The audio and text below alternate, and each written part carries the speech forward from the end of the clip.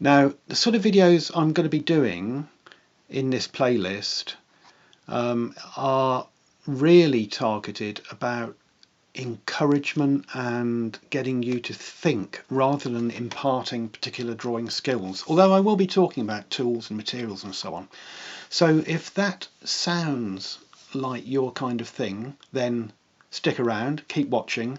There's always something towards the end of the video that I kind of sum up for you as well.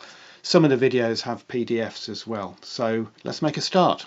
I wanted to say something around confidence because I think that's a very important thing to tackle when you're trying to draw, and it's one that's quite often overlooked. So there's the likes of you looking to improve your drawing skills and turning to YouTube or whatever platform and finding somebody who's already very good at drawing, showing you how good they can draw, and you feeling that you're never going to get there, that somehow you're just not as good as that person, and you look up to them or you're annoyed by them or whatever.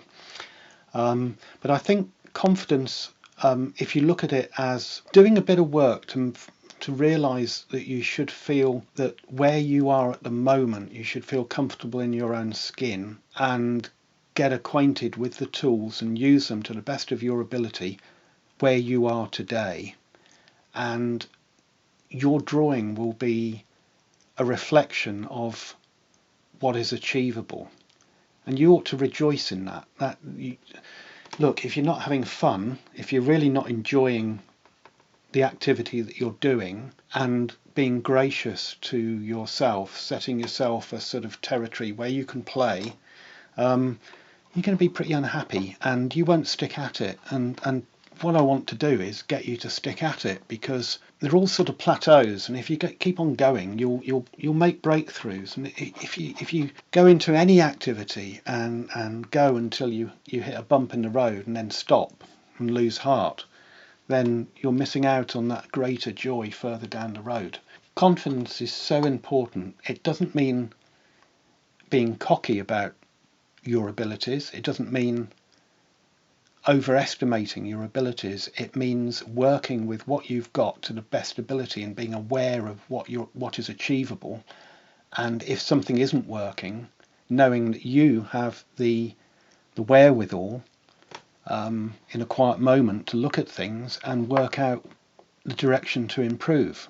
Furthermore, about confidence, elsewhere I've said it's so important to have sketchbooks and realise that sketchbooks can be just purely private spaces for you to explore things. I really do recommend that. Have some sketchbooks that aren't too expensive, you haven't dropped loads of money on, and are wearing white gloves when you pick them up. You need just good solid sketchbooks, and keep them private and draw, make mistakes and experiment.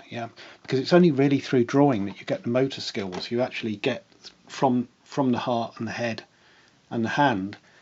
The hand's not just this disassociated thing, it's connected, and you need to be controlling it.